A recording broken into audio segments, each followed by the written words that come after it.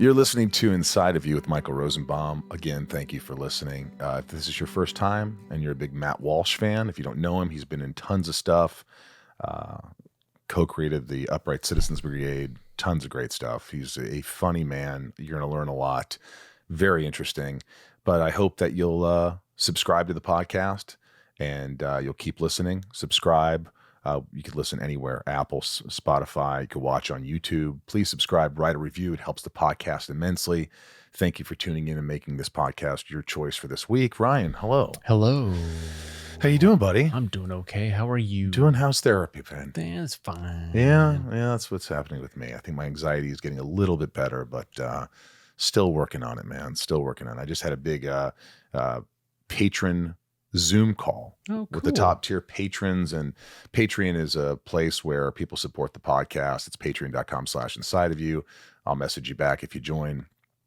They support the podcast. There's different tiers and different things and perks, and you get your name shouted out at the end of the podcast and lots of other great stuff. So join patreon.com/inside of you.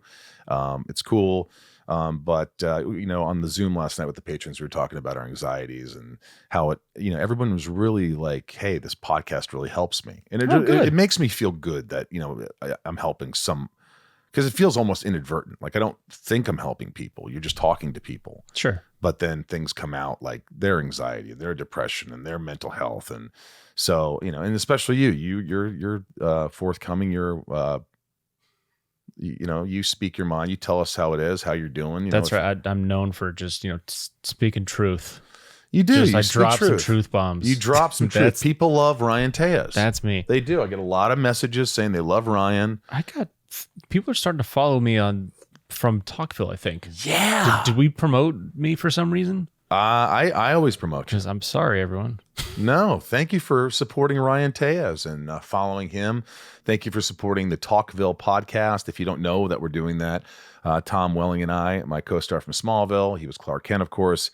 We're doing a Rewatch podcast. Ryan is here, and we watch every episode from the beginning, and then we critique it. We talk about it. And we tell stories, and the fans call in, and it's becoming a really cool thing, and we're really excited. So subscribe to Talkville as well. Asking you to do a lot. Subscribe to Inside of You. The handles for Inside of You are at Inside of You Podcast on the Instagram and Facebook, at Inside of You Pod on the Twitter. And then if you want to subscribe to Talkville, it's at Talkville Podcast, I think, on Instagram and Facebook. Mm-hmm. And at Talkville Pod on Twitter, maybe. Just check it out. But follow us everywhere. Try to listen to both podcasts if you can and support. I appreciate you. Tom and I, Welling, will be doing a Smallville Nights and a convention in Boston this coming weekend. Friday night is Smallville Nights. We do this event, private event. We read scenes from Smallville. I put on a bald cap. He puts on the flannel shirt. It's a lot of fun. So Fan Expo Boston this weekend. Hopefully you're there. Hopefully you'll join us. Also, go to the Inside of You online store. There's tons of merch. There's Smallville stuff, scripts signed by me, lunch boxes, Smallville lunch boxes, Inside of You tumblers and coffee mugs, and bunch of great stuff. There's still so many cool things on there. So go to the Inside of You online store, and also, of course, the band, sunspin.com. Our new album's coming out like in a month or two. So get merch at sunspin.com. You could book the band. You could book a Zoom with the band. That's me. And we'll Zoom with each other. We'll talk. We'll converse. We'll enjoy. In other words, we're talking. And talking and conversing are the same. Speaking. Things. They are. It's just a bigger word I tried to use to sound a little smarter. I'm convinced. Thank you. I just try to get by. All is well. Great podcast today. Thanks for joining us again. And hey, this is a good one. I know that you really enjoyed this one. This guy's been in everything. Oh, he's in everything, and he's every time you see him on screen, you're like, oh, this scene's gonna be funny. Yeah, he makes a lot of cameos, and every time it's amazing. And what a sweet man. Oh yeah, what a sweet man. I had him right here and right here in studio, and it's always fun to have the guests in studio. We've got a lot of great guests coming up. Just interviewed John Heater and Will Wheaton, and there's a lot of great guests coming up. So please continue to listen and support the podcast. Couldn't do it without you guys. And without further ado, let's get inside of Matt Walsh. It's my point of view. You're listening to Inside of You with Michael Rosenbaum.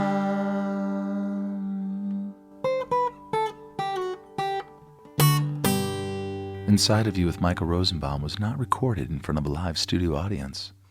I've You've had a been long, in everything. I've had a flourishing career as a character actor. This is my camera. Work to this one, or Yeah, you could work or to talk that to one. you, Michael. You can just talk to me. Do you prefer Michael or Mike? Probably You know, Michael. Mike sounds collegiate, like you're, the college years. Like, hey, Mike's throwing a bash. Okay, you're a grown up. I feel well. You're 50. I just turned 50. You saw the big balloons when you walked in. What do I need to know about my 50s? Oh, I'm ahead of you. Because you told me you're ahead of me. My wife threw me maybe the most glorious party ever of my lifetime. I was in Baltimore working. She organized an incredible surprise party with like my buddies from high school, the people I was working, like the cast I was working with, like all of my family members. They all flew out to Baltimore from various parts of the country and then kept me in the dark. Meanwhile, I was planning my own birthday party with people I was working with, and everyone's like, imagine you're in on the surprise, and I'm going, hey, so Michael, I'm gonna have some people for dinner, and you're like, okay, I'll be there. Like everyone's lying to me, Right. Because they know Morgan has set up this grand surprise, and then it was at this really cool like bar pizza place with video games and old skee ball games. It was incredible, and I was completely and utterly surprised. Never really. I had one other surprise party in my life, but this was just lights out. And my favorite moment, or one of my most memorable moments, is walking in the door, and my mother was there. And my mom doesn't like to travel. Did and you she cry? even came out. Did you cry? No, I just turned to her. I'm like, what the fuck are you doing here?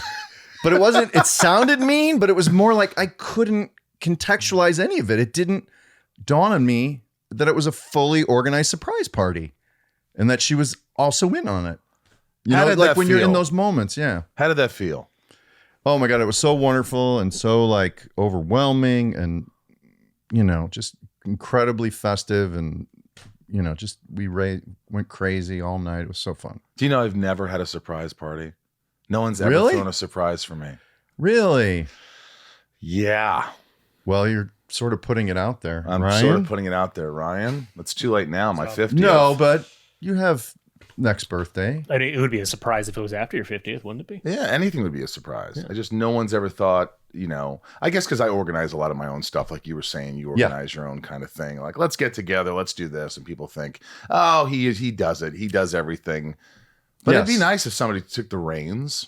It is. And I'm not super organized, but for the 50th, I was like, well, I got to do something. I'm out here. I'm not home. So I started organizing things. And I even they even had the lady who, the woman who ran this nice restaurant I liked, in on it. So I would say, I need to change that reservation to 12. I need to change it to 14. And every time she's like, okay, I'm writing it down, 14. And like, no, there's no reservation. Morgan was ahead of the game. It was She was incredible. always a She was step ahead of you. which I probably owe her a lights out surprise party, which I'm not looking forward to because it'll make me so anxious and it won't be as good as hers, but I will try to do it. Really? You're going to try and throw a surprise party? At some point, yeah, to kind of return the favor. That's you know? nice. Yeah. But what are the 50s like? Do you notice any difference? Do you notice a change? I mean, you've also got 3 kids. You're married. You've got, you know, a lot going on. I mean, do you feel more overwhelmed in your 50s? Do you feel more laid back? Do you kind of know who you are? What is it about the 50s that I could look forward to or not look forward to? Well, I can only characterize my own 50s, and none of it was like driven by the decade and my like assessment of like, okay, where should I be in my 50s? It was more of a natural, like, I think the first thing, I'm probably like more chill. Like you talk about chill. I think I'm just less eager to go out and do things necessarily. I'm just more chill. I'm happy to be at home. I'm happy to be with the kids. I've probably like toned down my like energy of partying like by 100%. Were you a partier? I think so. Yeah. I like to go out a lot. Like I lived in New York forever and I don't know. And I did a lot of like shows, like where you're always like doing a comedy show and you go out for a couple of beers after. Not partying, nothing hard or anything, but I feel like festive evenings were like once a week. Sure. Right. I don't even think I'd do that anymore, you know? Yeah. Do you feel worse after a drink? The next day you could feel it if it's a drink? Yeah, but I don't, like I said, I kind of put it all down. Like I really don't do anything. I used to smoke weed. I don't smoke weed anymore. I really Is it just because you just don't feel like doing it? Or is it I think it was a cure. The booze was I don't recover. So it was like I don't like I still have drinks, like I'll have a beer or two, but I never go hard anymore, like Right. ever. And for weed, it was more a curiosity of like, am I like smoking too much? So I just kind of put it down, and I enjoyed not doing it for a while. And so I've continued that. Right. If that makes sense. It does make sense. Yeah. Well, look, you've done so much work, as we were just talking about. I mean, you know, you got this new movie, Press Play, which I watched the trailer for, and it looks really sweet. Like it is. looks like a tearjerker. Yes, it is. It is. The guy, I have a very small part, but the guy, Greg Bjorkman, who directed it, he came out of that camp, like the Fault in Our Stars. Did you ever see that movie? Yeah. I love that movie. He was sort of mentored by the guy behind that. And so it's very much of that energy where like people are having these wonderful conversations about life, and it's about love. And so it has that energy. Not that it's the same movie in any way. So, But that's a great movie to reference. well, I don't know that they're probably apples and oranges because I haven't seen that one in a while. But the yeah. feel. The feel is there. Yeah, The feel that's. of it. I think that's the genre, perhaps. Maybe Right. they were trying to get. And Greg's a wonderful guy, and so I said, sure, I'll do it. So And look, Mike McClintock from Veep, we were just quoting you. 2 Emmy Award nominations. I mean, you've done so many movies. what does that get you, anyways? But seriously, but you've been nominated. I was nominated for I won a Saturn Award, and my friends immediately said, "Well, it was Saturn better than Award? the Uranus Award, Michael." That's the kind of shit that I What's get. a Saturn Award, if I It may? was kind of a sci-fi. It was when Smallville just came out, and it was like a newcomer, best newcomer. And it was like I was there with Spielberg, and I took a picture with Spielberg, and it was the Saturn Awards. It was a nice thing. I was was the Saturn Awards its own ceremony, or was it Yeah. inside the Emmys? No, it was its own awards, its own thing. Did Saturn Cars run this? I don't know. Okay. I don't think so. I Okay. don't think they did. Okay, I'm just curious. I didn't know. But look, you've done all these things. I mean, the founding member of the Upright Citizens Brigade, which I think I saw. Is it possible I saw you in New York in '97? Yeah, very possible. Is Because I that- think you were you with 3 Arts Management? I was with Dave Becky at Yes, the time. that's how I kind of knew you loosely. We arrived out of Chicago, the 4 of us, and so Becky was my manager at the time, and I feel like I would see you in the office or whatever. We would Right. have crossover through that, and New York was also a small scene. Kind of. Right. Yeah. I mean, look, I look at your career, and I go back and I look at like what you were doing in high school when you were like a tight end in high school. Let's go. Tight end. Oh my God. You were a you're- backup tight end in high school. I So gotta were you take po- this were you- off my Wikipedia? You're the second interview. Were you that pulled- popular? I was popular. I was like, I had like 6 or 7 really good mates that I always rolled with. And I played a little bit of sports, and I worked at a country club. And so I guess I was popular, and I was like a class clown type. I was disruptive in class, which Right. I was probably looking for attention, yet not knowing how to channel. I hadn't really discovered theater yet. So I was sort of like understanding like what performing is and figuring that out too. Because you had how many brothers and sisters? I have 3 older brothers and 3 younger sisters. So I'm one of 7. Were you in the middle? Yes. Does that explain anything, do you think? I think there is the birth order. I buy into the birth order personality traits that if you're surrounded by many siblings and you're kind of stuck in the middle, you probably need to find ways to get attention or to separate yourself from the pack. And I think that definitely applies to some elements of my personality. And one thing I learned about middle children, which you guys might find interesting, is I recently took a ghost tour in Savannah. And during the yellow fever epidemic, it was kind of like early COVID. They didn't know how it spread, but people were dying left and right. And so if you had an uncle who died, you had to get the body to the graveyard, and you would like knock on this crypt and like put it in this crypt or whatever. Wow. But they would always send the middle child to go do that because they were expendable. You wouldn't send the oldest, and you wouldn't send the youngest. Why was the middle kid suddenly expendable? Because everybody agreed that they're not going to be exceptional. They're just like, the baby is the baby, and the oldest, especially if it's a boy, is like the future, and the estate's going to go to him. But the Right. kids in the middle were expendable. That's terrifying. It's a true thing, which I found interesting. Wow. And now a word from our sponsor, BetterHelp. One of my favorite sponsors, by the way. Ryan, what does burnout mean to you? Not like you see these guys that are burnouts. But No, like that's different. it's completely different. Just being depleted Depleted of energy. Overworked. Not making enough time for yourself. Yep. Have you guys felt burnt out? I know I have. I constantly feel burnt out. It feels to me like I just don't have energy to do anything. And, you've got to take time for yourself. You've got to pay attention to your body, your mind, and BetterHelp is there for us. Ryan, I know, still uses BetterHelp. A lot of my listeners, listen to BetterHelp.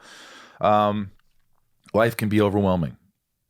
It sure can. And many people are burned out without even knowing it. Symptoms can include lack of motivation, irritability, fatigue, and more. We associate burnout with work, but that's not the only cause. Any of our roles in life can lead us to feel burned out. BetterHelp Online Therapy wants to remind you to prioritize yourself. I don't know how many times I say this on the podcast. Be good to you. Be good to yourself. Talking with someone can help you figure out what's causing stress in your life. I know that I get so in my head that I sometimes don't know what to do next. I'm overwhelmed with life. I'm overwhelmed, and I just tend to go back in the bedroom and just fall on my bed and try to sleep it off instead of dealing with my shit. Mm-hmm. If I could say that. I don't think BetterHelp cares. It's real stuff here I'm talking about. Mm-hmm. But talking to a therapist, talking to someone who's objective, someone who can, who will listen to you, who's a professional, it helps. It really, truly helps. And don't take my word for it. Take Ryan's word for it. Take all the patrons and all the people around the world that use BetterHelp. Yeah. Take their word for it. Yeah. BetterHelp is customized online therapy that offers video, phone, and even live chat sessions with your therapist, so you don't have to see anyone on camera if you don't want to. It's much more affordable than in-person therapy, I can tell you that, especially living out here in California. You can be matched with a therapist in under 48 hours. And our listeners get 10% off their first month at betterhelp.com/inside. That's BetterHelp, BetterHelp.com/inside. Inside of You is brought to you by Bambi. When running a business, your employees can create all kinds of interesting situations, like getting complaints because someone on the team always smells horrible. You better talk to Bambi. Somebody isn't showing up when they're supposed to. Talk to Bambi. With Bambi, get access to your own dedicated HR manager starting at just $99 per month. They're available by phone, email, and real-time chat, so onboarding and terminations run smoothly, team members reach peak performance, and your business stays compliant with changing HR regulations. And with Bambi's HR Autopilot, you'll automate important HR practices like setting policies, training, and feedback. I think it's vital to have someone else take care of this for you. These are significant problems, and Bambi is there for you. They're a US-based person dedicated to your business, giving you access to the HR expertise and personal touch you need. Folks, HR issues can kill you. One complaint against your company can turn your world upside down. You spend way too much time dealing with HR when you should be spending your time on making a profit. Bambi helps small business owners with their most complex HR issues and employment nuances across all 50 states. Helps you implement HR policies to protect your business and give you HR peace of mind. HR managers can easily cost $80,000 a year, but Bambi starts at just $99 per month. Schedule your free conversation today to see how much Bambi can take off your plate. Visit Bambi, BAMBEE.com/inside right now. Spelled BAMBEE.com/inside. Bambi.com/inside. Inside of You is brought to you by Wondery. I learned so much from Wondery, Ryan. They've got great podcasts like ours, and they talk about really interesting stuff. Like I learned so much about the tumultuous lives of the world's elite and what goes on behind closed doors and like all just the big stuff. They just tell really interesting stories. Even the Rich is a podcast from Wondery that tells jaw-dropping stories about the tumultuous lives of the world's elite, from the greatest family dynasties to pop culture superstars. Having unimaginable wealth unlocks a world of which most of us could only dream. But once you get past the red carpet galas and private jet vacations, there's a darker side. Power and wealth come with an entirely different set of problems, so unique and demanding. For once, you'll be glad you're not in their shoes. In a recent season, Even the Rich explored the downside of fame for Elton John, whose meteoric rise was checkered with soul-crushing periods of isolation. Then there's Patty Hearst, a newspaper heiress kidnapped by a guerrilla organization and forced to commit unspeakable acts. There's also seasons devoted to all the glitz, glamour, and behind-the-scenes drama that goes into being the Kardashians and the Hiltons. They all dreamed of being on top of the world, having no idea that maintaining it would be harder than they ever imagined. It really is hard to imagine people that are so rich and wealthy being depressed, Ryan, and, but watching their world, it's kind of understandable. It's like, it always tells you that no matter how much money you have, it doesn't make you happy. You have to be happy before that. And so you see these worlds, crumbling, and like all these horrible things that happen to people, and they grow up with rich families and they're out partying all the time and they're wasting their lives away and they just have no direction. And how do they survive? And so all these stories are pretty badass. Listen to Even the Rich on Apple Podcasts, Amazon Music, or wherever you get your podcasts. You can listen ad-free by joining Wondery Plus in Apple Podcasts or the Wondery app.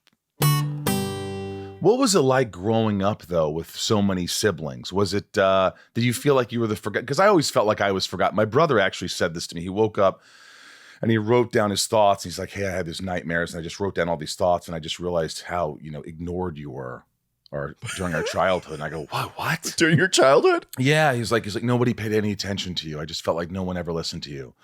I was like, wow, somebody finally gets me. But that's good. You got that at an early age.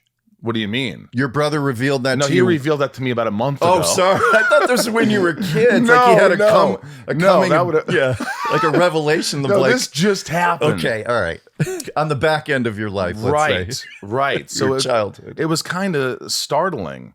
Yeah. To, was it like that for you? Was it because there were so many kids that, that mom and dad kind of overlooked you, and that kind of made you a little rambunctious and rebel? And yeah, I think unconsciously that was there. I mean, there was definitely a foundation of love, and my parents are great. My dad's long passed, and my mom was fantastic. And so you had a good childhood. I had a fundamentally wonderfully childhood. I really did. Like, I was loved. And there's also, like, in some ways, my older brother, I can think of instances where he served as a father figure. Like, if I was crying, he would take me and he would walk me around the block. And he would talk me down. You know what I mean? So there's like, in big families, it's not uncommon for one of the siblings to sort of serve in moments as a parent, so I got that too. I feel like I've taken over that role as I've gotten older. I've been the parent to everybody. So how many siblings you have, or just? My mom had 2 kids from her first marriage. And then she married my dad when she was 23 with a 5 and a 7-year-old. He was 18. Okay. And then they got married, and then they had me a year later, and then my brother 5 years later. And you're sort of a parent to a lot of these siblings? Oh, yeah. I'm sort of a parent to my mom. I am a parent to my to your mom. I'm a parent. Yeah, and it gets exhausting. I mean, you didn't really have to do that, did you? I mean, you had the love. They acted like your parents, like the parents should act. Because I think that's what happens is that you take over the parental. When they got divorced, my mom was suicidal and would call me up, and I'm trying to do a job, and I'm like, look, can you not kill yourself today? I got a long day today, and it was tough. But I always look at people, I'm like, oh, you must have had the same thing. But I like hearing about normal experiences where your mom was your mom. She didn't always ask you for money. Your dad was your dad. He didn't. How was that? I guess in that it was all I knew. It was great. Like, it was wonderful. Like, we were just like sort of like a lower middle class family in Chicagoland. Yeah, outside Chicago. And I liked having older brothers because they sort of looked out for you as needed. Of course, I got like beat up by them occasionally, like when I was little. And but they did look out for you. And then having sisters was cool. And I think it was great. I mean, I don't really have any sense of what, and we all get along still, which is shocking. Wow. And it was unconditional love. Your parents were like happy with whatever you were doing. They wanted you to be happy. That's a big because I know you weren't into acting and all that stuff at first. You didn't start improving and all the serious acting stuff till later, right? You were like Yeah. studying psychology or I was something. a psychology student in college. Yeah, I thought I was going to be a psychologist, and I was curious about that. And I went to Europe for a year because I didn't know what I wanted to do. And then, so I was searching a lot. But yeah, I think there was definitely unconditional love. And to their credit, like they came and saw some of the worst shows in comedy history. And they brought friends, and some of it was vulgar. And I'm like, oh my God, why did it? And my brother's like, why did you invite mom? And they're not going to like this. They were old fashioned, Orthodox Catholic mom and dad. They weren't going to like a lot of what we were doing in the early days. So what would they say after a show that you bombed? Sometimes it would be like my mom's so tough. She's amazing. Like you have to read underneath. Like the fact that she shows up, she loves me. You know what I mean? I don't need her a hug because it wasn't a lot of hugs. It was like there were, the physical affection was never really there, but it was okay. Right. But she would say things after a show like, well, you're getting better. Like that was her take on the show. Well, that's nice. Yeah, it is nice, but it's a little underhanded. Like that wasn't a great show. I don't think I'll come back. And But you knew you're it. getting better. Yeah. And you knew when it's a bad show. Oh, 100%. You feel it. I remember the first sketch show I did with a group called Department of Works, guys right out of college. There were like 5 of us living in a 2-bedroom in Chicago. Long story short, I think it was like a 2-hour and 20-minute show with no intermission. Like, what were we thinking? We had no sense of what an audience has to sit there. And my parents, God bless them, invited like 12 people to the show. So they had dinner before, and they're like, Maddie's doing. My dad was very enthusiastic about me being an actor. So he was really? like, yeah, Maddie's doing a play. I think he had a penchant for like being an actor, but there was no world where he could have been. Like he had 7 kids. He was never going to be an actor. See, we were the opposite. My dad, I remember I did a play and I go, hey, I was in college and we went to Denny's afterwards. And I just remember saying, I'm going to be an actor. And he said, eat your steak. That was he was it. disappointed or what? I think he was just like, what are you doing? You're not going to make it as an actor. My whole family was like, what are the odds? Come on. What are we doing here? What am I putting you in school for? What are you going to school for? This is what you're doing. But you had a cheerleader in your father. But this was after college, really, right? Yeah, I think so. And I think part of it was I was the only one in the family truly pursuing it. So I was sort of like this oddity who didn't fit in. So I think the curiosity of it was like, well, I got one kid who's not going into the straight world in a way. You know what I mean? Right, like I think I had that freedom, and I was sort of misfitty forever, They always thought you were funny. Funny, appreciated comedy, goofy, concern for me at times. My grandpa's like, I don't know what's wrong with that kid. That's Like- what my grandfather would say the same thing. He would look at me and go, you're a nut. Yeah. You're a nut. And he meant it. Like, I love you, but There's something's something wrong wrong. with Yeah. you. Yeah. Yeah, there was that element. Yes. Which is like, in some ways, I don't know what sort of pathology we had, but I'm sure there was something there. But what happened? What was it? You go to Austria or something and you're studying psychology and what was the turnaround? What was like, this is not what I need to be doing? What inspired you to get into this? Inspired. Well, one thing was doing a variety show in high school. We got to be writing sketches about the teachers and making fun of them. And one teacher really got upset with me and was not happy with how we characterized her. But the sort of bug, I got bit by the bug, and the sort I of, want to know how you characterized her. her name was Penny. She's probably, God bless her, she was an English teacher, and anyone who teaches is a saint. Like, Yeah, absolutely. so I was a challenging student, I'm sure. And she was just really strict, and I think she probably had some like bipolar stuff happening. She would just get livid and insane about something. Like one time she gave us candy and I didn't like it, and I threw it in the trash can. And then she found it in the trash can and she was crushed. Like somebody had taken her gift and like smashed it intentionally. And I wasn't doing it to hurt her feelings. I just like, I don't Didn't like this. it. So she would overreact emotionally. So I think we characterized her as a psychotic person and an insanely mean woman. So, Wow.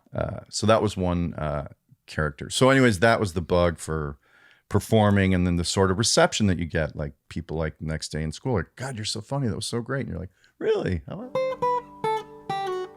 Inside of You is brought to you by Shopify. Don't know what I would do without Shopify. Boy, does Shopify make it easy for me to have a website, a place where I can sell merch to my awesome listeners. I started out on Shopify with like a t-shirt, and now I have probably 50 items, and they make it so easy to just manage. I'm telling you, I can't do anything, folks. Shopify is unbelievable. You can see what product is doing good, what product isn't doing good, how many of each product you have left. There's just so much. It tells you how much you're making for the month compared to the last month. It's all right there at your fingertips. Shopify gives entrepreneurs the resources once reserved for big business, so upstarts, startups, and established businesses alike can sell everywhere, synchronize online and in-person sales, and effortlessly stay informed. Scaling your business is a journey of endless possibility. Yes, believe me, again, this podcast, we started selling nothing, and I had no idea how to use it, and then I realized it's so easy to use. And I'm not stopping there, because success is a million milestones on a forever evolving path. I love how Shopify has the tools and resources that make it easy for any business to succeed, from down the street to around the globe. Reach customers online and across social networks with an ever-growing suite of channel integrations and apps, including Facebook, Instagram, TikTok, Pinterest, and more. Gain insights as you grow with detailed reporting of conversion rates, profit margins, and beyond. More than a store, Shopify grows with you. This is possibility, powered by Shopify. Go to shopify.com/inside, all lowercase, for a free 14-day trial and get full access to Shopify's entire suite of features. Grow your business with Shopify today. Go to shopify.com/inside right now. Shopify.com/inside. Inside of You is brought to you by Geico. Geico asks, how would you love a chance to save some money on insurance? Well, of course you would. After all, who doesn't love a great deal, right? And when it comes to great rates on insurance for all the things in your life, Geico can help. Like with insurance for your car, truck, motorcycle, boat, and RV. Even help with homeowners, condo, or renters coverage. You could save even more with a special discount when you bundle your coverages. Plus, add the easy-to-use Geico mobile app, available 24-hour roadside assistance, and more. And choosing to switch to Geico becomes an easy choice. Switch today and see all the ways you could save with great rates and discounts. It's easy. Simply go to geico.com to get a rate quote or contact your local agent and get started seeing how much you could save. I know, I like the this. same thing. I like this. When Yeah. somebody acknowledges you, it was for me, I did Grease in high school like everybody. And I remember this popular kid, I've talked about it before, Chris Pro. And he walked by me and I was the shortest kid in my high school. I wasn't popular. And he looked at me and goes, "You were really funny last night." And then he fucked off. And I go, oh my God, I found it. Not being me is the way to go. Being someone else, portraying being a different part, it somehow resonated. So I think that was where that insecure, weird little me kind of said, "Hey, you're going in the closet and I'm going to take over." You know what I mean? Interesting. Yeah. Well, that affirmation is what you were probably seeking, right? That elevated, approval from someone you didn't really Always. care I about. never got it. Never Yeah. got it as a kid. Yeah. Like, you got it. That was so important. Like, to hear my dad ever say, like, I just got, like, this is therapy for me, if you noticed. This becomes sort of therapy sometimes. But I got a card from my dad, Ryan, for my birthday. And in the card, it's the first time ever he put, "I just want you to know I'm proud of the man you've become." That's beautiful. And boy, did it. I'm 50 years old, and it nearly brought me to tears. I was like, I've never heard any of this. I've never heard, "I'm proud of you. I'm so, I love you." Never. And that is really difficult growing up, not hearing those things, those affirmations, and because you doubt yourself. If you don't have the ones that are taking care of you, give you unconditional love and support and all that, you got to find it somewhere else. And so I found it in Chris Pro. "Hey, you were really good last night." So you were really good in doing sketch comedy or whatever. You did it in high school. Just one show. Yeah, One for like show. a week. That was for me, the bug. And it's an interesting generation, though. Like my dad, who's no longer with us, I don't know, would be 88 or something now. Was that a tough loss? It was many years ago now. It was probably 7 years ago. He had battled cancer for like 10 years, so we had a good 10 years. But yeah, he was like the classic big fish salesman, great talker, loved to tell stories. You'd hear the same stories. He was that guy a little bit, but he was a wonderful character, bigger than life guy. So yeah, he was a big part of the whole family. Right. But what was the 180? What was the switch from, because you said you did this thing in high school, but now you're off studying psychology. And was it an improv show, or did you see a movie, or did you see something that go, I want to give this a shot? I took one. You're a little braver than me, because I think I was like kind of lost in sports. I wouldn't characterize myself as popular, but I could make people laugh at a party. Right. But I wasn't popular. I was like a geeky Napoleon Dynamite looking kid. You know what I mean? Like, did you get laid a lot? No. God, no. No. I was very shy. Very shy. And the turning point, I guess, was like seeing I think I saw a touring company, a Second City, come through my college. And I think I took an acting class in my junior year in college. And I was curious to get that affirmation from an acting teacher, like, oh, you're good at this.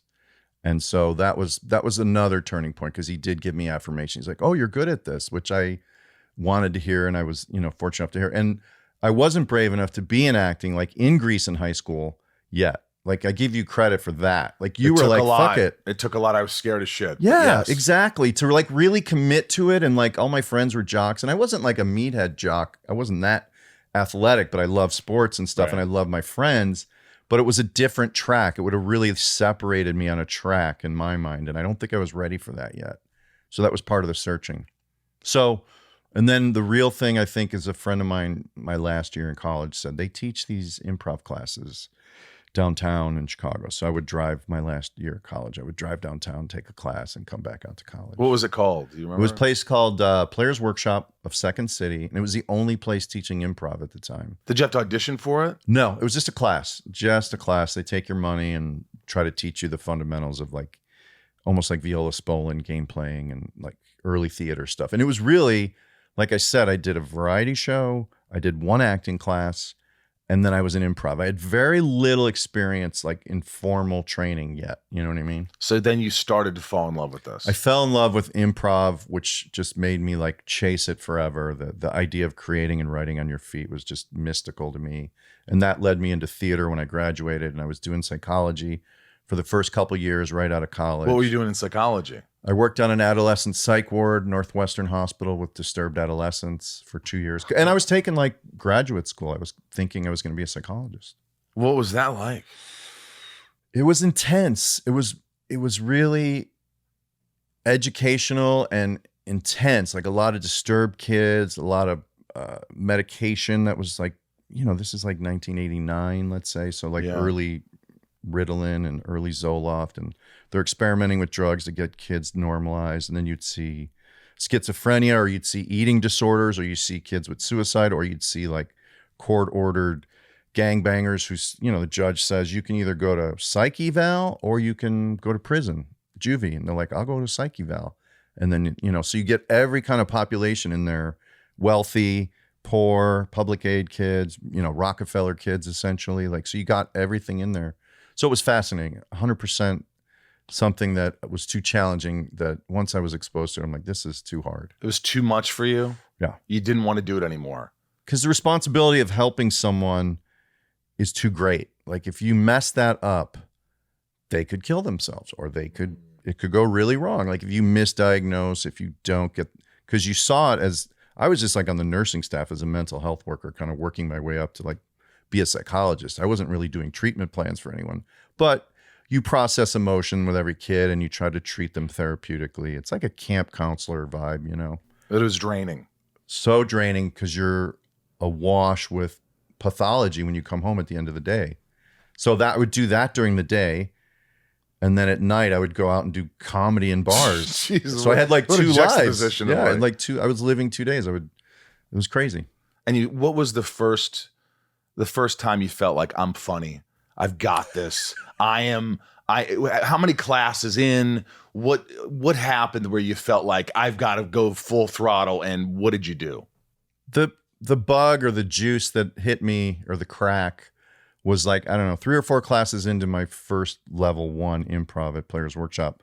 I ended up doing a scene with who became a friend of mine, this guy, Kevin Ervik. And we like sustained a 3-minute scene that made everyone in the class laugh. And it was as if we were able to finish each other's sentences. And it's as if we knew where the scene was going. And that to me was mind blowing. Like I couldn't imagine how that happened. And so I was chasing that. I was trying to understand how to do that again. Right. And how many years later did UCB start? UCB probably started loosely a couple years later, like in various incarnations. And then the 4 of us moved to New York. And that was Amy Poehler, Matt Besser, Ian Roberts, and myself. Right. And then we moved to New York in like 96. In 96. And then I met Michael. And then my life changed. You met me. You met me in the office. Yeah. I met you in the office, and you were like getting coffee for Dave Miner, I think, at the time. I probably was. And these guys represent a lot of comedy studs now. Who are you with now? I just have an agent. I don't have a manager anymore. Yeah. No. Managers it's like, what do you need? You need a manager. Do you have a manager? No. But for years I had a manager 15%, an agent 10%, a publicist 5%, a lawyer 5%. It's like, what am I making any money here? I know. I don't have a manager, but I need an accountant. I'm terrible that way. And occasionally I get a publicist if I have to promote something. Right. And then an agent. You need an agent. You must have an agent. I have an agent. Yeah, you have to have an agent. Yeah. Well, you started, the likability factor on you is really high because you get cast. Can we search my likability on the internet? Well, where do you go for that? Likability.com? You look at these roles, like Todd Phillips keeps casting you, like people keep hiring you. Why is that? Well, I think you probably have experienced directors or writers who think you're sort of a muse, or someone who's like, oh my God, I have this other thing, Michael, and I'm thinking of you. Todd was one of those guys. I auditioned for him once. What was that? First one was Road Trip. And then also because one of Todd's co-writers was my buddy Scott Armstrong, who I became friends with too. So sometimes when Scott and Todd were writing, they would name a character Walsh.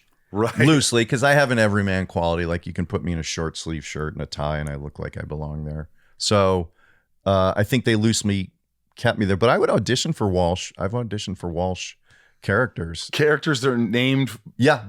So it wasn't a gimme. I had to go in and then my guy in The Hangover was Walsh with a V. Dr. Walsh with a Walsh. V. Which I don't think I had to audition for. But yeah. So I think Todd... Long story short, I think he just liked me right away. And also I think he likes improvisers and he likes to play with it on set. Right. And so I was able to do that with him. And I think we had a good, playfulness. On Road Trip, that was the first time you met him? I auditioned for him in a room before I met him, yeah. And did you improvise in the room? I think I took it further. I think I went beyond what was on the page. Like the scene continued and he didn't cut it. So I think that's probably where the improv happened. I didn't feel emboldened to just throw the script away and just improvise the first time I met him. What's it like being on set and you have the scene? Do you know that with a guy like Todd Phillips, you are going to improvise? And a lot of these guys that hire you, they're expecting Matt Walsh or Matt Walsh to come in and bring something extra. Do you feel like there's a pressure? No, I don't. I personally welcome it if it's what they're looking for. I want collaboration. I want to be able to contribute to the material always. I always have plenty of ideas, which I'm never married to. I don't have a big ego. I have a much better joke. Put that away. I'm pitching it in a collaborative way always. So I love those situations because when you're tight, you don't express yourself as well, quite honestly. Not that I can't do a scripted scene as scripted, but I also like if I understand the character and the camaraderie or the sort of artistic zhuzh is there between you and the director, then you can play in a fun way, which I think gets you a little extra. Right. Do you ever get nervous? Do you ever feel like, wow, there's a lot of heavyweights? It's like a court reporter. Is he doing edit points? Yeah. Perhaps. Okay. It's Yeah. in case something goes wrong, and then I have to like go back and say like, when did that go wrong? I have like, The question when I Yeah. leave, like, we need this again. Yeah. Got it. Yeah, Got exactly. it. Okay. Yeah. It's like a court reporter. I don't know if I'm it's like a deposition. Like, is It's his own someone thing. after me? It's a bunch of evidence. Has anything ever gone to shit? Oh, by the way, first of all, I want to know if anything has ever gone to shit on set where you're improvising and it's not working. Nothing's working. It can't be funny, and you feel like that just didn't work. I feel like that's well, the times it doesn't work are when the people sort of in charge of it don't care. Like, they're like, just do anything. Then for whatever reason, what you think is funny in the moment doesn't work. You know, that's the only way I can explain it. So yeah, there's been times where they're like, do anything. Like, anything? Like, I actually want some leadership. And they're like, no, do anything. Like, all right. And then you just give them all kinds of stuff. And then you realize like there wasn't enough there to edit it into something good, if that makes sense. Right. So you're doing a movie, essentially, and you're doing a scene, and the director really doesn't know exactly what he wants. And he's just like, Matt, just do something. That's a bad sign. And you never like that. I don't think so. No. Like, in general, it doesn't happen a lot, but sometimes, and it hasn't happened in a while. But yeah, sometimes you're in those situations like, I really wish there was something you were giving me so I could Something like, specific. carve up or play towards that. Yeah. And who's the best at doing that? The best at doing what? Giving you specificity. Any good director, like lots of good, like great scripts give you specificity, obviously. Like, if you have great scripts and you're allowed to play a little bit on top of them, that's the dream. Like, Right. Veep had that, and Todd's movies have that. And I've done a lot of things with really good scripts that you get to play with. Yeah, isn't it exhausting though? You think as an actor, you memorize your lines, you go in there, you deliver, and you go away. But a lot of times on these shows that you see, especially shows with Danny McBride, movies with Todd Phillips, Judd Apatow, you're going to keep doing it, and you're going to keep doing it over and over again. And that seems like it's almost harder to keep going to find something as opposed to just, let's get what's scripted. And usually, I guess, when you're filming something that's dramatic, like this new movie, Press Play, it's like, Matt, just deliver your lines. Mm-hmm. Well, we were in the Press Play, me and a woman named Christina Chang, who's a great actor. We were a couple, and we were sort of comedic relief. Like, we got to play like we were post-divorce as our timeline went on, Right. which I think is really funny, seeing couples who are fresh off a divorce. So we got to play a little bit comedically. But I also think, like, for whatever reason, drama can be more challenging for someone or for me, quite honestly. Like, Really? yeah, because it's not different, but it is slightly different. And it's also like if a director says to you, I want you to do drunk, okay? And you were playing it drunk, you did your work, good actor, you did your work, you know where you're at, you do some takes, and then he's like, I want you to be like spastically drunk, like out of your mind, falling down drunk. And you in your heart of hearts go, that's not where I went ever. Like, my instinct was never that guy, right? Right. Are you going to give it to the director? I guess you have to, don't you? Right? Yeah. You do. You do. And do you feel in that moment, I missed it? Like, do you feel like, shoot, I did all this investigative work on this character and he's got this take that I never saw. That means I'm a bad actor. Do you have that moment? I've had moments where I'm like, wow, I'm not he wants something completely different than what I'm giving him. So I feel like I'm failing.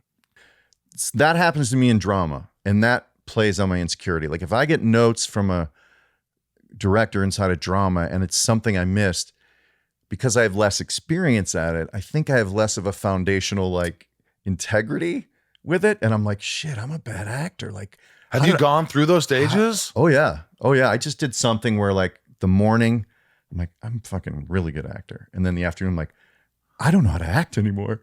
I literally don't know how to act. I've had moments where I'm on set, the same thing, where bring anything at me, give me any notes, I am on fire. And then there's been times where I'm like, Oh my God, everybody's looking at me. I'm embarrassed. I'm terrible. I want to honestly leave the country. I never should act again. I just, please, God, get me out of this. God, get me out of this. God, get me. I swear. And you're laughing, but I'm really thinking these things in my head. Get me out. I'm laughing because I recognize it. I'm not laughing at you, sucker, like you poor bastard. I'm laughing because I just went through that. Like, I get it. It's really, it's hilarious because I think hopefully it's just because of experience. Like, I have less experience and confidence in like pure dramatic stuff. Do you know what I mean? But do you want to do more dramatics? I do enjoy it. Because I think you have that. I think you can do that. I think so too. And I'm not like bragging, but I think if you can do comedy, you can do drama. I really believe that. That's what I think. I think really comedy's believe much that. harder. I do think so too. And it sounds arrogant, but I do, because you have like great people like a Julia Dreyfus who's like playing this emotional moment with her daughter and she's crying about something. Let's say it's a Veep episode. I'm thinking of something, a moment. But in the meantime, she's like, don't go away, because she's got another meeting that she cares more about. But now she's back into this emotional crying moment. So she's really investing in something emotional, but in the don't let him leave. Do you know what I mean? Right, yeah. So you kind of have to do both. You have to ground it in reality so people get lured into the circumstance that you're creating. And then you also have to be able to be funny. So I don't know. Have you had the moments where you're like, I am a dramatic actor. Wow, I just nailed that. Or you watch yourself. Do you watch yourself? I'm not a fan of watching myself. Really? I might peek at a monitor once, like coming into a project to see how they're shooting it and see the framing. And if there's something tricky that I'm not getting, like, this is what I'm doing, I really want you to like hit it here, or don't deliver that until, then I'll mechanically, I need to know, I need to look at the monitor. But performance-wise, it just puts me in a place where, when I do live theater, I don't look at the faces of the people watching it, because that would put me in their head. I sort of look above their heads, or I just zone out. You know what I mean? And in the same way, I can't look at my own visage when I'm acting, because it puts me in my head. It makes me aware of like this thing I'm doing. But if you and I are doing a scene, I can just pretend as best I can that it's really here. But when I look at it, it takes me out of it. Right. So there's that. Do you get nervous? I do. Still? I do. What makes you nervous? Big monologues. Shakespeare. I've never done Shakespeare. I don't know that I could handle that. Big monologues. How long does it usually take you to memorize? Are you a good memorizer? I'm not if I'm in rhythm, like if I happen to be inside a show or a movie and it's like third week and I got my rhythm and character, then I'll be fine. But if it's like first week or like first day and I have the chunky monologue first day, that would terrify me. That would be you played press secretary, right? Yeah. So didn't you have a lot of monologues? A lot of that you could read. It's just like, all right, I got a bulletin, and then you could just have your bullets in there. You could because that's what they do. They kind of like, and you would do that. Yeah. So you would memorize them.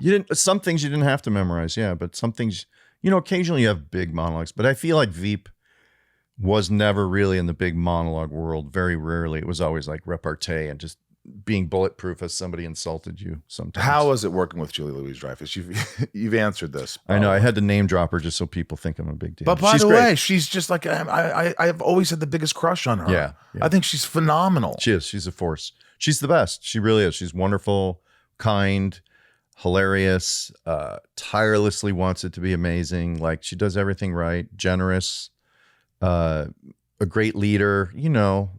I think the thing with a show or a movie, if like number one on the call sheet is a mess, or if they're not great, then it just goes downhill. But if she's like atop the list and she's setting the pace, it just makes everything like, flourish. I just imagine her always being pleasant on set. Hi, Matt. How are you? Good morning. I don't know that she's like a chipper, like, good morning, great day, we're going to kill it today.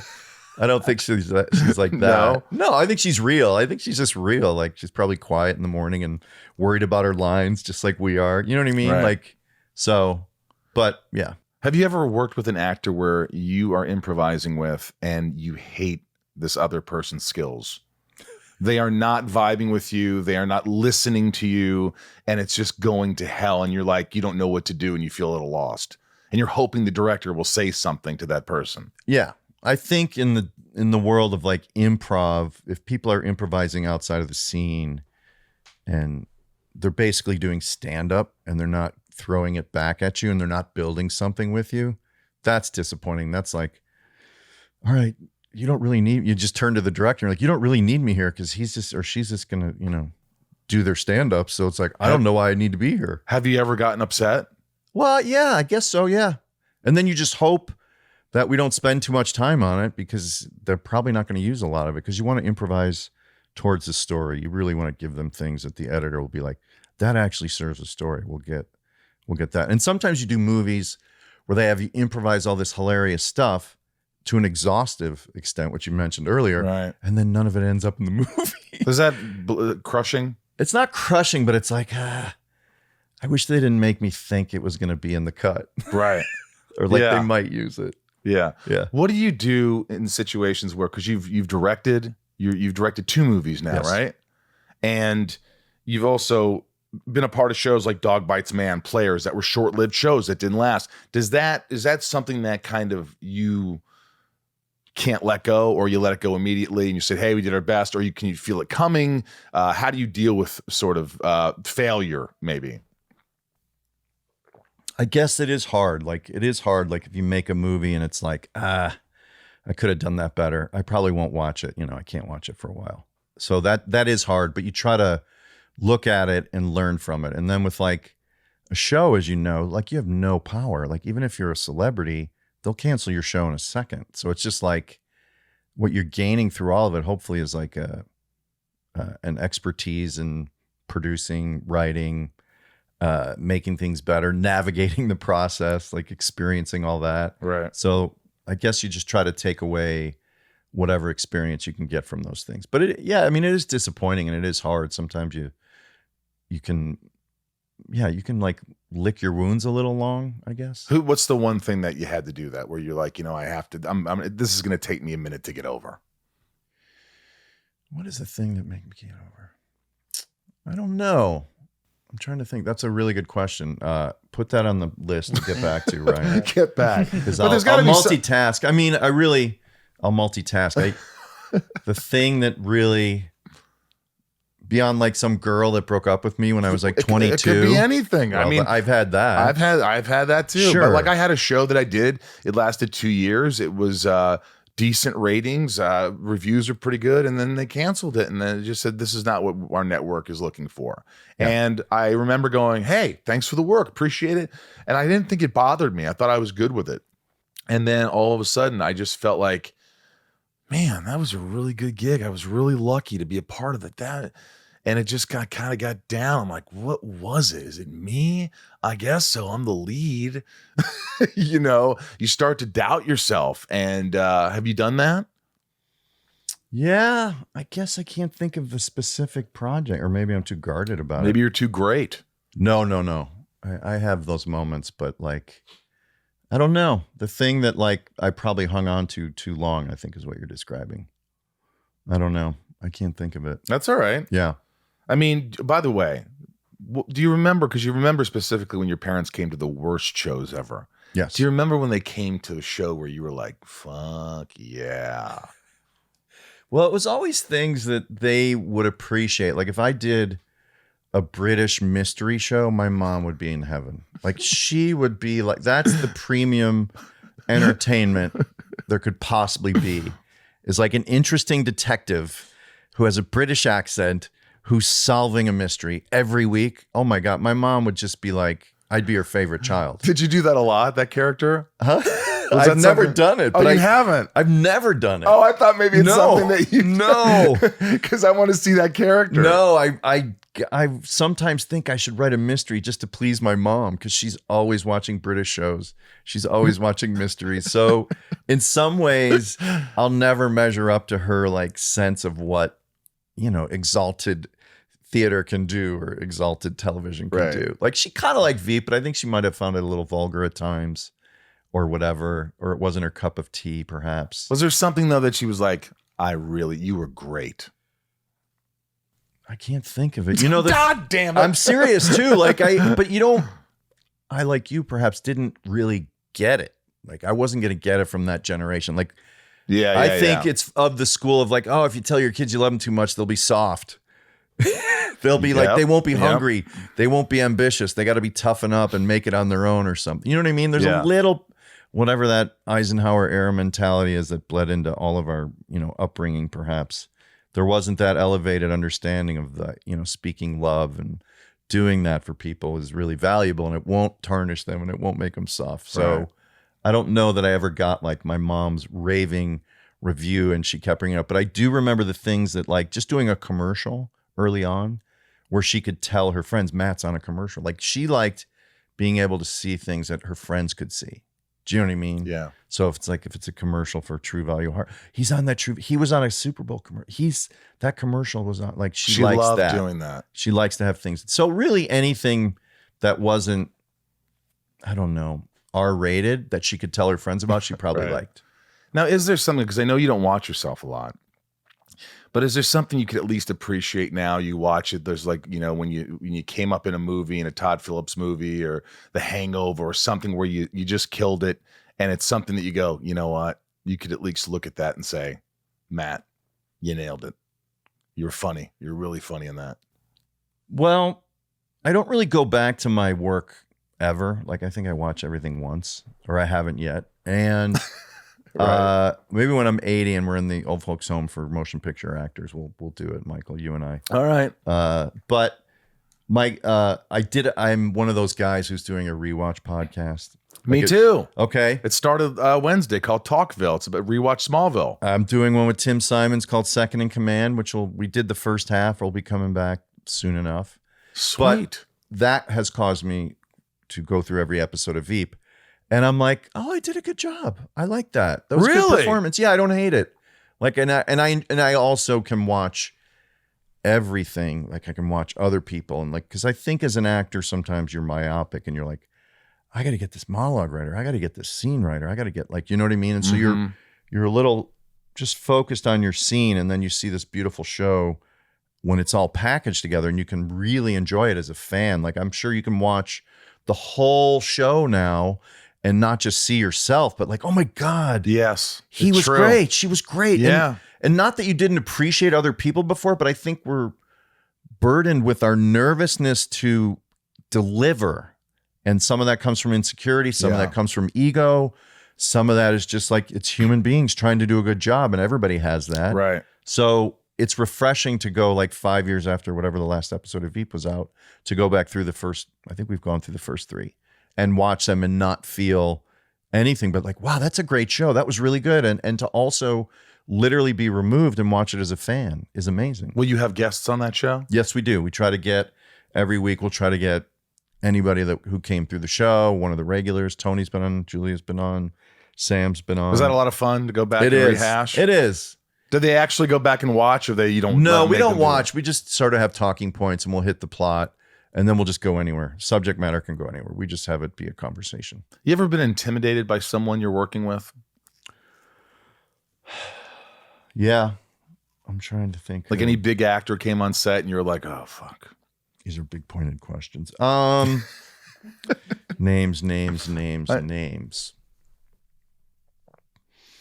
Intimidated. Well, I think Hugh Laurie coming into Veep was a big moment for me. I was intimidated by him because he's a consummate, amazing, dramatic, comedic guy. Yeah. There was also a director on Veep named Chris Morris. I don't know if you know him. No. He directed these really subversive shows called The Brass Eye, and he was sort of, I was way intimidated by him because he has this very aggressive, almost like Sacha Baron Cohen prank style comedy that was an early, probably influenced Sacha in a lot of stuff that happened over here. So he was just someone I was intimidated by. Those are 2 names that come to mind. Who are the best improvisers that you see out there now? I mean, obviously there's a ton of great improvisers, but who are the ones that you're like, these are my favorite? Well, there's like guys, like old school guys, like a guy, Dave Pasquesi, who is always great. Because when I started, I was a freshman. He was a senior at the Second City sort of pool of talent.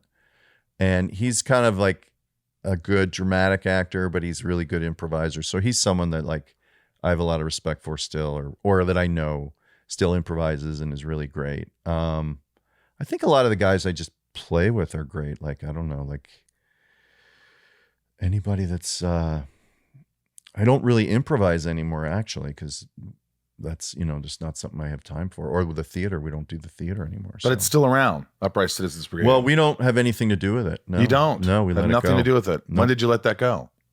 During COVID, shut down. And it never Was that came back. hard? Yeah, that was a hard one. Yeah, we had to get rid of it. That was a hard one. When you say like things that like ended and you're like, I wish I could have made that last longer. Or I wish, was it me? I had to do some examining around that. And also when I put it down, I'm like, oh, thank God, that was a nightmare headache to manage. Because it was like 20 years we were trying to keep a theater afloat. What do you miss about it? What do you miss about the going gym up and doing night, shows? the pickup shows, the Sunday night improv with people, just doing it's like pickup basketball. It's like amazing. It's really keeps you fresh and smart, and you laugh your ass off, and it's good for your health. You like literally expand your lungs, and you also creatively chase these premises that you would never come up with on your own. Right. What's next? What else are you doing? You got the press play. Oh, Zach Woods is a great improviser. He's someone that Zach Woods. Yeah, he's so eloquent. Yeah. So what's next? What's you got the next? podcast. We got the second in command. Second in command. Promotion. You got to promote. You got to promote. No, I know. You're right. I should start bragging about myself. Brag. I just finished this show called, which isn't coming back, but it's called, it's on the CW, which you're probably familiar with that network. Would I Lie to You? It was like a fun panel show where two teams try to lie to each other. That was a blast. I shot that, but that's gone. What the hell is going on? There's a movie called Unplugging that's out on demand now. You can watch it. I wrote it and co-starred it with Eva Longoria. Oh, wow. Yeah, really proud of that. You directed it? No, just wrote it, co-starred with Eva. We play a couple who puts their devices down for a weekend and just it goes bananas. They can't handle it. Is it hard being a writer when someone else is directing you, when you have written the stuff?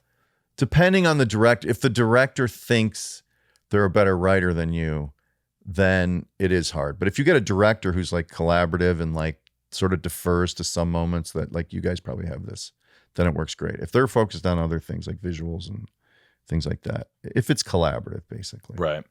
All right. This is called Shit Talkin' with Matt Walsh. This is these are my patrons. Go to patreon.com/inside of you to support the podcast. These folks do it and they get to ask some questions, and I appreciate you. Thanks. Become a patron. I'll write you back.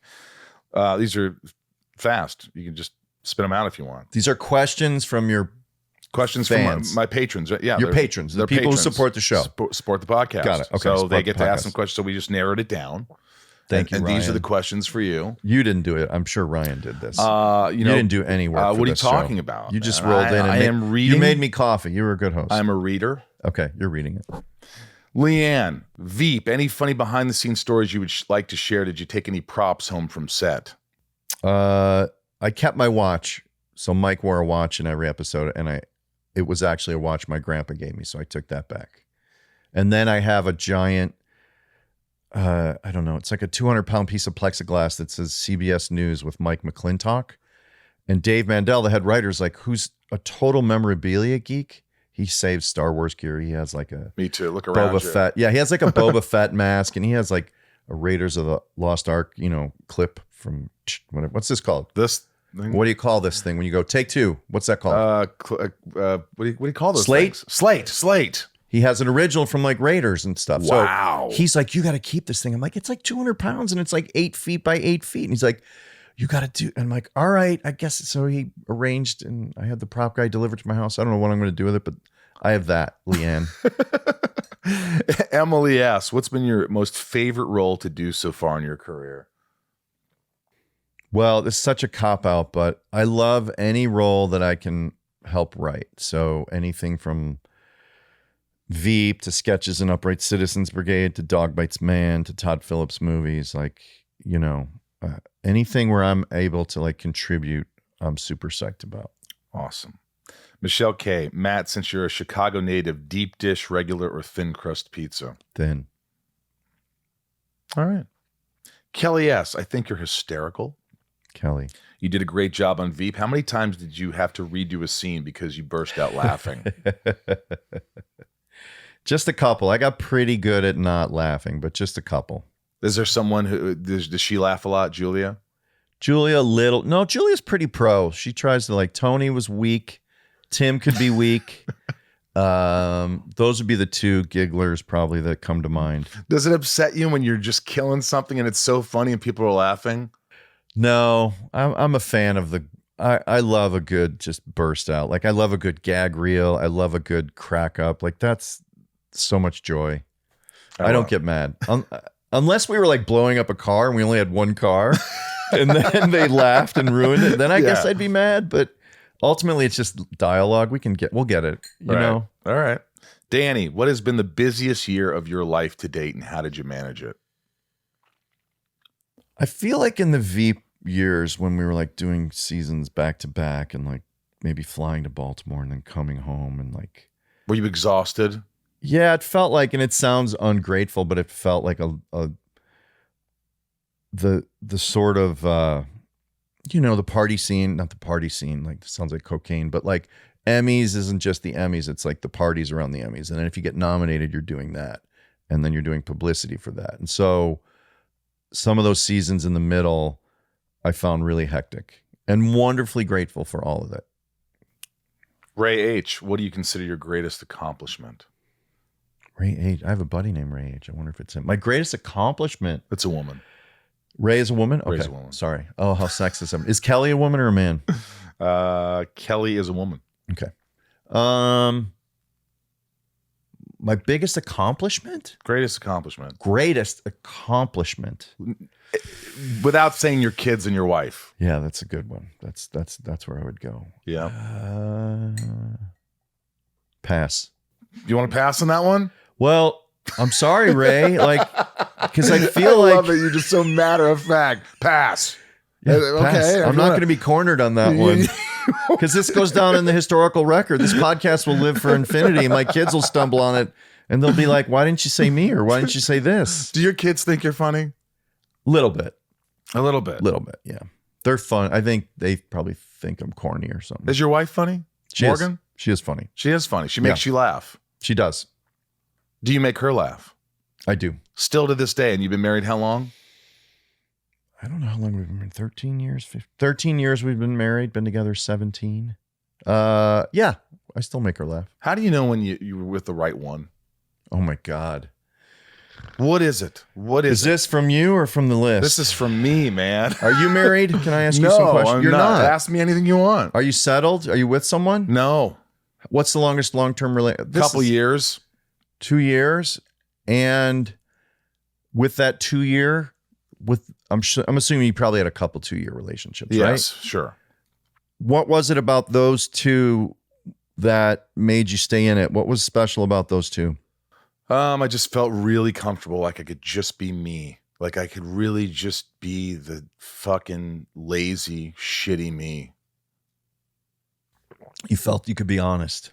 I did, and I lost those people, those women, those great women, but it was my own problem, my own fault. But I answered my own question. I've had opportunities. I just need to not let another one pass me up, I guess. But what do you know? What is it about you in a relationship that makes you feel like Morgan's right for me? I think it's luck. I think the serendipity of meeting someone at the right time is what it's about. I think the fact that Morgan and I are still together and we have 3 kids and, we're probably knock on wood, we'll be together forever. I think it's the luck of meeting each other when both of you are relatively healthy and willing to be your ugly selves. That's what it is, I think. For me, it was. And I think probably for her, because she had her shit together too. And I don't know that I had my shit together, but I was also kind of over trying to be someone else. And so I think that plays, because that creates momentum. And then once you're in it and you're invested in it and you realize oh, she's got my back and I should probably work on myself. And then then the momentum carries you. But the beginning and the awesomeness of it all, I think you have to get a little lucky and with where you're at and where the other person's at. I do. Right. I think that's the biggest, for me, that's what made a difference. Yeah. And you've shown her your ugly colors. Oh my God. every day. Jesus. She, She's a little disappointed. She's probably regretting it at this point. She's like, oh my God. Oh, come on. I knew you were ugly, but not this nasty. Christy, last question. What's your biggest pet peeve? That's a good question, Christy. Pet peeve. These are ticky-tacky, but one is, you know how when you're like getting off the plane and it parks and then they got to like unlock the door and they got to secure the things and tie the handles down and then you can get up and leave. And you see people like race up and cut in front. Ooh. And just like they want to be the first, as if they're the only ones who have a busy day ahead of them. And the truth is, like, they might take 5 spots, they might get up 5 rows, but they're going to wait 2. You know what I mean? That's just something that, like, I'm Irks such you. a, It irks does. you. I'm such a small person. And I realize, too, like, sometimes people do have a connecting flight, and I don't know, but it's just one of those, like, human nature things. I'm like, that just bugs me. I'm like, do you really, first of all, you're not really, you might get 4 rows, you might get 3. You're not getting mine. Well, no, you're not. You're not You're not getting mine. No, you're not. I'll get my bag out there. I'll get my body out there, and I'll just be like, I guess we're waiting till the door opens. And sometimes it's not even for me. It's for other people. Like they're cutting off other people. It's not, I'm not so like, you don't do this to me. I'm like, everybody's in this. Come on. I think that's very fair. That irks me too. right. I think that's, yes, I think you're absolutely right. Yeah. So, yeah. And then like, just not a fan of Carl's Jr. in general. That's a pet peeve of yours? Not a Carl's pet peeve, Jr. but just like make it right or don't do it. I don't know. It's just there's nothing there. That came out of left field. That was great. This has been a real treat for me. I feel like I got to know you. I Yeah. appreciate you for coming on the podcast. Thanks for allowing me to be inside of you today. Whoa. I mean, that's how we roll. That's personal. I didn't know you were going to get inside me, but I felt you were gentle. So Yes, thank I you. tried to be. You I were. tried to be. Ryan, did you get all this? I did. Got Good. all of it. Anything we need to go back on? Your I'm sorry, you're greatest running the show. accomplishment. No. You remember it? I believe it was the greatest accomplishment. Oh my God. I met Michelle Obama once. I don't know. Did you really? Yeah, we met her between the West Wing and something. She was running between buildings in DC. Was she sweet? Yeah, she was lovely. Brief. So brief, but she was lovely. I love it. Yeah. I love it. Well, thanks for coming on the podcast. Thank you for having me. All right. Now I'm going to take in your room. We're done. Yeah, I enjoyed that. Yeah. So funny. So funny, so naturally funny and open, and you know, just hearing different perspectives from different people about their life and how they handle things and how they handle stress and how they started. And you know, he wasn't you didn't think he was going to get into comedy, and he didn't get into it till late. And it's a great story. So thank you. Also, thank you for listening to the podcast. And if you want to become a patron, go to patreon.com/inside of you. And join the family. Join the family of patrons who support this podcast. And I'll send you a message soon, right after you join. And a lot of perks and cool stuff there. And of course, the Inside Eve online store, merch. And I'll be in Boston this weekend with Tom Welling, 12th, 13th, and 14th, doing a Smallville Nights and signing autographs. And it's always nice to see you guys, see your faces there. And part of the great perk of being a patron is the shout outs at the end of the episode. And that's what we do now. We give shout outs to everybody, the top tiers who give the most to the podcast. And that's what we're going to do right now. And Ryan's got it pretty much memorized. Oh, yeah. Do you think you still have it memorized? Nope. No.